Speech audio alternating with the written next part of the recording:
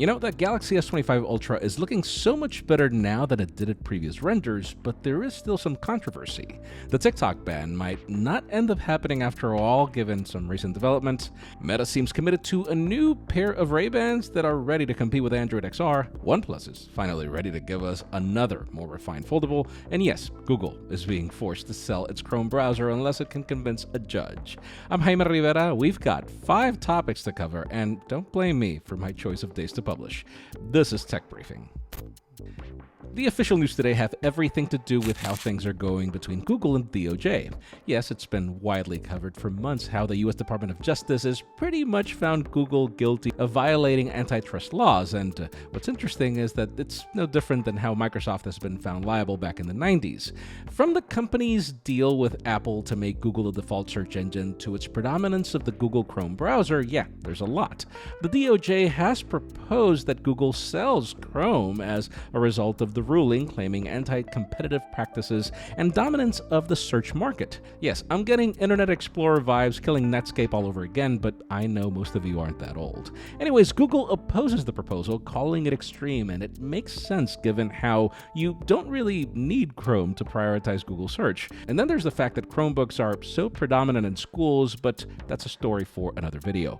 Google is suggesting alternatives, such as allowing browsers to partner with multiple search engines and also enabling companies like Apple to set different search options, which, by the way, Apple already kind of does in certain regions. According to Google, this would promote competition without selling Chrome, but then the DOJ insists that Google's dominance in so many businesses stifles competition and innovation. I'm kind of on the ropes on this topic, as I do feel Google did beat Yahoo and Amazon back in the day by innovating with features like the knowledge graph, but obviously things are different now that it's on top. I'm curious to know what you think in the comments down below. Now let's switch to TikTok, because yes, as expected, the topic just escalated. President-elect Donald Trump is asking the Supreme Court to let him work out a deal to save TikTok from being banned in the United States.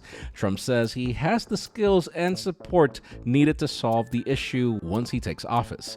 He believes this would avoid the need for the court to decide if banning TikTok violates free speech laws. Now, the current ban is being based on a law passed by Congress, which argues that TikTok, owned by a Chinese company ByteDance, is a national security risk. The law gives the president the power to delay the ban if a deal is made to reduce ByteDance control over TikTok. But then the deadline is for January 19th, just one day before Trump becomes president. Obviously, Trump wants the court to push the deadline back, and listen, the last thing that I want is to get political on this or any topic, but it would be interesting to see if this plan still requires TikTok to sell to an American company, and if so, who?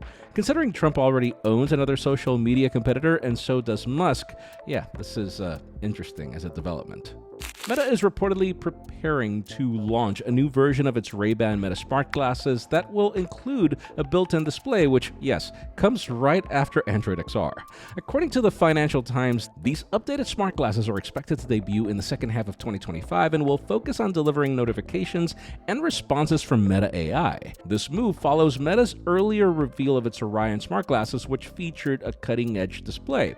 However, the high production cost of the technology prevented it from reaching the mass market. The upcoming glasses will likely include a simpler, more affordable display to make them more accessible to consumers, but I know, I already wonder about prescriptions. Surely, this is planned when Google and Samsung are set to launch their products, but only Ray-Ban Meta has experience in creating a product that truly caters to the mainstream. Everything we saw from Google and Samsung with Android XR looked more like every other product that's failed to gain traction before them. Let's see what happens in 2025, as things are pointing it to be very interesting when it comes to competition in the wearable space. Now let's talk about OnePlus SES. We're pretty close to their new 13 series, but rumors have a new OnePlus Open tailing right behind. Leaks have started shedding light on its design specs and release timeline. According to a recent report, the new foldable will bring several notable upgrades, including better water resistance, improved cameras, wireless charging, yes, finally, and a larger battery. Leaked renders of a late-stage prototype, according to them, suggest more of an evolution in design, with the OnePlus 2 2, featuring a smaller camera module, smoother curves on the back, and a thinner profile coming in at around 10mm. The inner display remains unchanged in appearance and is said to measure 8 inches and complemented by a 6.4-inch cover panel. Now internally we hear of a Snapdragon 8 Elite, up to 16 gigs of RAM, and up to 1 terabyte of storage. The rear camera system will reportedly feature 3 50-megapixel sensors and then 32 megapixels and 20 on the selfie cameras. One standout feature is an impressive 5900 mAh battery, which supports 80-watt wired charging and 50-watt wireless charging. The OnePlus Open 2 is rumored to launch around Q1 2025, likely around March, potentially during Mobile World Congress. We also hear that OnePlus will launch the Watch 2 around that timeline, so it's getting pretty interesting indeed.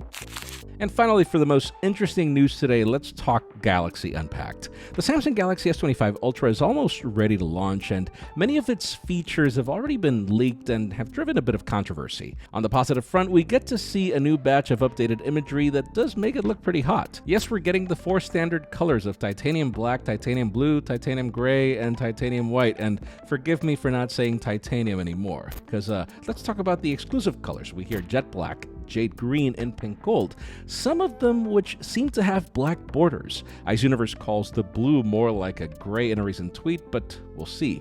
Where things are not going so well is in the fact that apparently the specs are nearly unchanged. The same 6.8-inch display at 120 Hz, same battery, the same charging speeds, and even most of the cameras are apparently going to remain unchanged. It seems that you're buying this phone for a slight design improvement, the Snapdragon 8 Elite, which, fine, is pretty hot.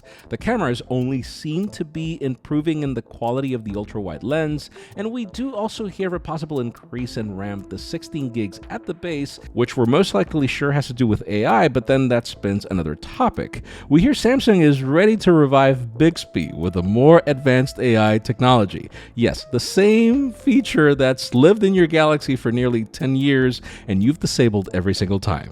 Obviously, with a race over which company does AI better, it seems Bixby is here to complement Galaxy AI, but then we wonder how it'll play against Google's Gemini. In today's question, let us know, are you okay with minor changes on the Galaxy S25 Ultra, or do you wish we had more at its price tag? Because in my case, after seeing so many competitors already do ultra photography without the name Ultra, I do think that it's time for something new, but that's just me. Leave us a comment down below. We'd love to know your opinion. Friends, again, Tech Briefing is a work in progress, and for us to continue into the next phase, we need your support. But again, this is the good kind of support where all we're asking is for you to like and subscribe if you do, tell your friends that I've started a new channel, and also follow me on social media, which also helps a lot. Tech Briefing alone is the work of 3 people, so we really hope you like what you see. I'm Jaime Rivera. Thanks so much for watching. We'll see you on the next one.